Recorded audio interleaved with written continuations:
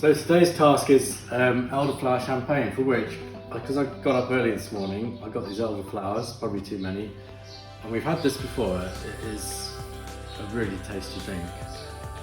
So basically all you need is sugar, lemons, elderflowers, cider vinegar, and a bucket, fermentation bucket. And that's it really. So I've put, we're going to make 2 gallons or 10 litres. So I put in 800 grams per gallon of sugar. That's 1600 grams in 2 gallons. With warm water, I've stirred that up, and now I'm going to put 3 lemons in because I've got 3. You could put 2 or 4, whatever, but I'm zesting these, so I'm just going to see how that turns out. Take the zest off them, and just to give it a little bit of extra lemony lemon. So you're just squeezing the lemon in there, aren't you? So once you've got the zest off of it, you're just squeezing the lemon in. I am, but that's mainly because the lemon squeezer broke. We used to have one of those glass ones, didn't we? But I don't know what happened to it. I think it broke. One of the boys dropped it or something. So a number of times you've got all this stuff around the kitchen that you use once in a blue moon. So Yeah, lemon squeezer. When do we use lemon squeezer? yeah. Doing the elderflower champagne once a year and pancakes on pancake day. Yeah, so we just squeeze lemons. Little tip with squeezing lemons though, obviously it's easier if they're warm. Ah, good tip, Mr. Smith. What about the pips? Do you put the pips in there as well? Well, funny enough, these don't really have many pips, but if there were lots of pips there, I would I'd just wake them out. Wake them out. So I've put those lemons in. Well, you're going to just rinse it in there. Then you want the flowers. You don't want lots of stalk in there. These are always full of bugs, which is a shame really, but I'm going to put... Do you put the bugs in as well? Well, if they get stuck there, yeah. So did you wash that at all? No, you mustn't wash it. You mustn't wash it. So don't be tempted to wash the bugs out. It's a bit buggy, but I'm going to put 3 Bit of handfuls. protein. So it's not a vegetarian drink then? No, if you're vegetarian, you won't be able to do this. The next thing is the vinegar. About 100 ml. This is 500 ml, so you want about that much. None of this is particularly critical. What does the vinegar do then? You know what? I don't know. Really. Mike, I'm disappointed in you. I'll find out.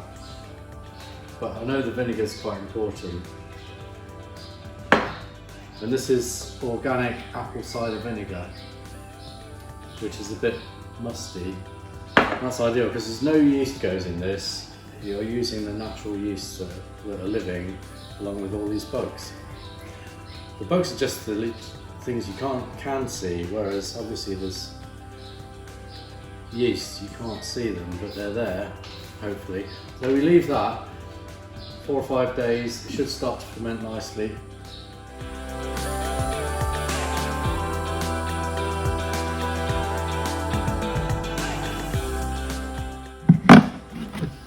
So let's have a look at how this is going. I can hear it bubbling. Can you see it bubbling? Oh, that smells really nice too. It's very pretty, isn't it? So exciting.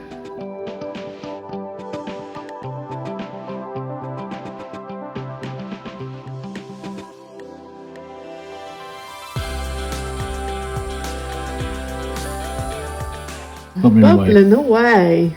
So what we're going to do is 4 days now. You don't want to leave it on there too long because you don't want it going manky. So I'm going to just run some off. There's lots of ways you could do it, but this is what I'm going to do, is just try this, see what happens.